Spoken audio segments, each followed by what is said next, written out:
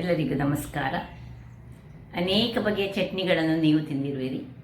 ಇವತ್ತೊಂದು ಡಿಫ್ರೆಂಟ್ ಶೈಲಿಯಲ್ಲಿ ಕ್ಯಾಪ್ಸಿಕಮ್ನಿಂದ ಒಂದು ಚಟ್ನಿಯನ್ನು ಮಾಡೋಣ. ದೋಸೆಗೆ ಅಥವಾ ಇಡ್ಲಿಗೆ ಅಥವಾ ಗಂಜಿ ಒಟ್ಟಿಗೆ ಸಹ ಬಹಳ ಟೇಸ್ಟಿಯಾಗಿ ಬರುವಂತಹದ್ದು. ಒಂದು ದೊಡ್ಡ ಕ್ಯಾಪ್ಸಿಕಮ್ ಇದ್ದರೆ ಮನೆ ಮಂದಿ ಎಲ್ಲ ಚಟ್ನಿ ಮಾಡಿ ತಿನ್ನಬಹುದು. ಹಾಗಾದರೆ ಈ ಒಂದು ಟೇಸ್ಟಿಯಾದ ಹಾಗೂ ಆರೋಗ್ಯಕ್ಕೆ ಉತ್ತಮವಾದ ಕ್ಯಾಪ್ಸಿಕಮ್ನಿಂದ ಚಟ್ನಿಯನ್ನು ಹೇಗೆ ಮಾಡುವುದನ್ನು ನೋಡುವ ಮೊದಲು ಯಾರೆಲ್ಲ ನನ್ನ ಚಾನಲನ್ನು ನೋಡ್ತಿದ್ದೀರಿ, ಯಾರೆಲ್ಲ ಇನ್ನೂ ಸಬ್ಸ್ಕ್ರೈಬ್ ಮಾಡಿಲ್ಲ, ದಯವಿಟ್ಟು ಸಬ್ಸ್ಕ್ರೈಬ್ ಮಾಡಿ ಸಪೋರ್ಟ್ ಮಾಡಿ ಅಂತ ಹೇಳುತ್ತಾ ಬನ್ನಿ ಯಾವ ರೀತಿಯಲ್ಲಿ ಮಾಡುವುದನ್ನು ನೋಡೋಣ. ನಮಸ್ತೆ ಮಿತ್ರರೇ, ಇವತ್ತು ಇಡ್ಲಿಗೊಂದು ಬಹಳ ಟೇಸ್ಟಿಯಾದ ಕ್ಯಾಪ್ಸಿಕಮ್ಮಿನ ಚಟ್ನಿ ಮಾಡೋಣ. ಬಹಳ ಟೇಸ್ಟಿಯಾಗಿ ಬರ್ತದೆ. ಒಮ್ಮೊಮ್ಮೆ ಒಂದೊಂದು ಥರದ ಚಟ್ನಿಯನ್ನು ನಾವು ತಿನ್ನಬೇಕು. ಈ ಕ್ಯಾಪ್ಸಿಕಮ್ ಸಹ ಹಾಗೆ ಆರೋಗ್ಯಕ್ಕೆ ಬಹಳ ಉತ್ತಮವಾದುದು. ಸೊ ಇವತ್ತು ಕ್ಯಾಪ್ಸಿಕಮ್ಮನ್ನು ಉಪಯೋಗಿಸಿ ಸ್ವಲ್ಪ ಇಂಗ್ರೀಡಿಯೆಂಟ್ಸ್ ಹಾಕು ನೋಡಿ. 1 ಚಮಚದಷ್ಟು ಕಡಲೆಬೇಳೆ, 1 ಚಮಚ ಉದ್ದಿನಬೇಳೆ, 1 ಚಮಚದಷ್ಟು ಶೇಂಗಾ ಬೀಜ ಅಂದರೆ ಕಡಲೆ ಬೀಜ, ಸಣ್ಣ ಹುಳಿ, 1 ನೀರುಳ್ಳಿ, ಸ್ವಲ್ಪವೇ 1 ಚಮಚದಷ್ಟು ನಮಗೆ ತೆಂಗಿನ ತುರಿ ಇದ್ದರೆ ಸಾಕು, 1 ತುಂಡು ಶುಂಠಿ, 2 ಕಾಯಿ ಮೆಣಸು, ಸ್ವಲ್ಪ ಕೊತ್ತಂಬರಿ ಸೊಪ್ಪು ಮತ್ತು ಕರಿಬೇವಿನ ಸೊಪ್ಪು. ಈಗ ಮೊದಲಿಗೆ ಒಂದು ಬಾಣಲೆಯನ್ನು ಇಟ್ಕೊಳ್ಳೋಣ. ಅದಕ್ಕೆ 1 ಚಮಚದಷ್ಟು ಎಣ್ಣೆಯನ್ನು ಹಾಕೊಳ್ಳೋಣ. ಈಗ ಎಣ್ಣೆಗೆ ಮೊದಲಿಗೆ ಕಡಲೆಬೇಳೆ ಪ್ಲಸ್ ಕಡಲೆ ಇಷ್ಟನ್ನು ಹಾಕಿ ಸುರಿಗೆ ಹುರಿದುಕೊಳ್ಳೋಣ. ಸಣ್ಣ ಉರಿಯಲ್ಲಿ, ಉರಿ ಸ್ವಲ್ಪ ಸಣ್ಣದಾಗಿ ಇರಲಿ. ಅಷ್ಟೊತ್ತಿಗೆ ನಾನು ಇದನ್ನು ರಫ್ಲಿ ಚಾಪ್ ಮಾಡ್ಕೊಳ್ತೇನೆ.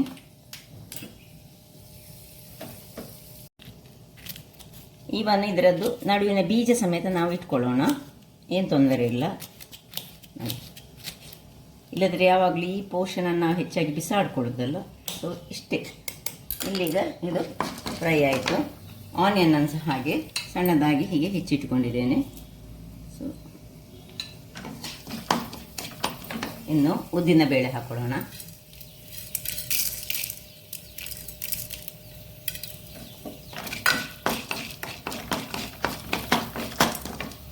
ಕರಿ ಲೀವ್ಸ್,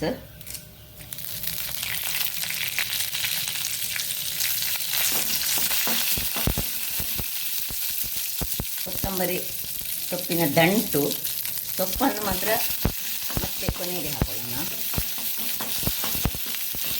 ಇನ್ನು ನೀರುಳ್ಳಿ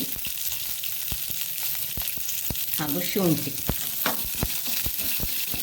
ಇಷ್ಟನ್ನು ಚೆನ್ನಾಗಿ ಫ್ರೈ ಮಾಡಿಕೊಳ್ಳೋಣ. ಮೆಣಸಿನ ಹಸಿ ವಾಸನೆ ಹೋಗುವಾಗ ಈಗ ಈ ಕ್ಯಾಪ್ಸಿಕಮ್, ಇದು ನಾನೀಗ ಸ್ವಲ್ಪ ಮಾಡ್ತಿದ್ದೇನೆ. ದೊಡ್ಡ ಕ್ಯಾಪ್ಸಿಕಮ್ ಅನ್ನು ಮಾಡಿದ್ರಿಂದ ಸ್ವಲ್ಪ ಪರಿಮಳ ಬಹಳ ನೋಡಿ. ಆನಿಯನ್ನಿನ ಘಮ ಸ್ವಲ್ಪ ಬರುವಾಗ ಕಡಲೆಬೇಳೆ ಉದ್ದಿನಬೇಳೆ ಎಲ್ಲ ಒಳ್ಳೆ ಫ್ರೈ ಆಯಿತು. ಈಗ ಆನಿಯನ್ ಸ್ವಲ್ಪ ಕಲರ್ ಚೇಂಜ್ ಆಗಬೇಕು ನೋಡಿ, ಒಂದು ಘಮ ಬರಬೇಕು ಅದರದ್ದು. ಅಷ್ಟಾಗುವಾಗ ಈ 2 ಮೆಣಸನ್ನು ಹಾಕೊಳ್ಳೋಣ. ಮೆಣಸನ್ನು ಹಾಕ್ಕೊಂಡು ಮೆಣಸು ಫ್ರೈ ಆಗಬೇಕು ಒಳ್ಳೆ.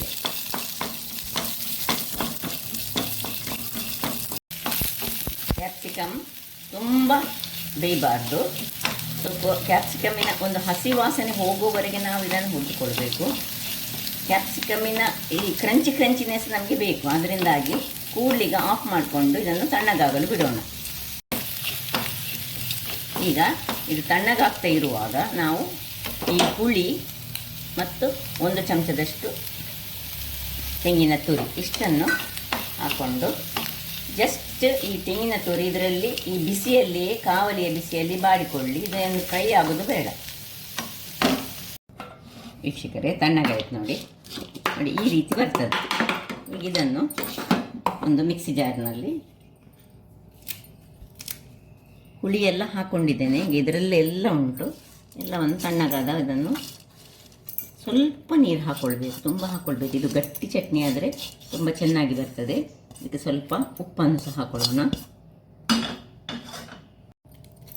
ಉಪ್ಪು ಮತ್ತು ತುಂಬ ನೀರು ಬೇಡ, 1/4 ಗ್ಲಾಸ್ ಸಹ ಬೇಡ, ಅದಕ್ಕಿಂತ ಸಹ ಕಡಿಮೆ ಹಾಕಿ ಈಗ ಮುಚ್ಚಳ ಮುಚ್ಚಿ ಇದನ್ನು ಗ್ರೈಂಡ್ ಮಾಡಿ ತರ್ತೇನೆ. ವೀಕ್ಷಕರೇ, ಇಲ್ಲಿ ನೋಡಿ, ಬಹಳ ಟೇಸ್ಟಿಯಾದ ಒಂದು ರುಚಿಕರವಾದ ಕ್ಯಾಪ್ಸಿಕಮ್ನ ಚಟ್ನಿ ರೆಡಿ ಆಯಿತು. ಇವತ್ತು ಇಡ್ಲಿ ತರಿಯಿಂದ ಇಡ್ಲಿ ಮಾಡಿದ್ದೆ. ಸೊ ಅದರೊಟ್ಟಿಗೆ ತಿನ್ನಲಿಕ್ಕಂತೂ ಬಹಳ ಸೂಪರ್ಬ್ ಆಗಿರ್ತದೆ.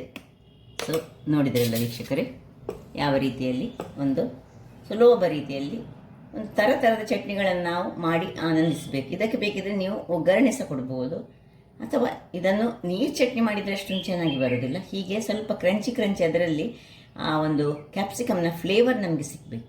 ಹಾಗಾದರೆ ನನ್ನ ಈ ಕುಕಿಂಗ್ ಚಾನಲ್ ನಿಮಗೆ ಇಷ್ಟ ಆದರೆ ಬೋಳೂರು ಸುವರ್ಣ ಚಾನಲನ್ನು ಲೈಕ್ ಮಾಡಿ, ಶೇರ್ ಮಾಡಿ, ಹಾಗೆ ಸಬ್ಸ್ಕ್ರೈಬ್ ಮಾಡಿ, ಹಾಗೂ ನನ್ನ ಇನ್ಸ್ಟಾಗ್ರಾಮ್ ಪೇಜನ್ನು ಫಾಲೋ ಮಾಡಿ. ಧನ್ಯವಾದಗಳು.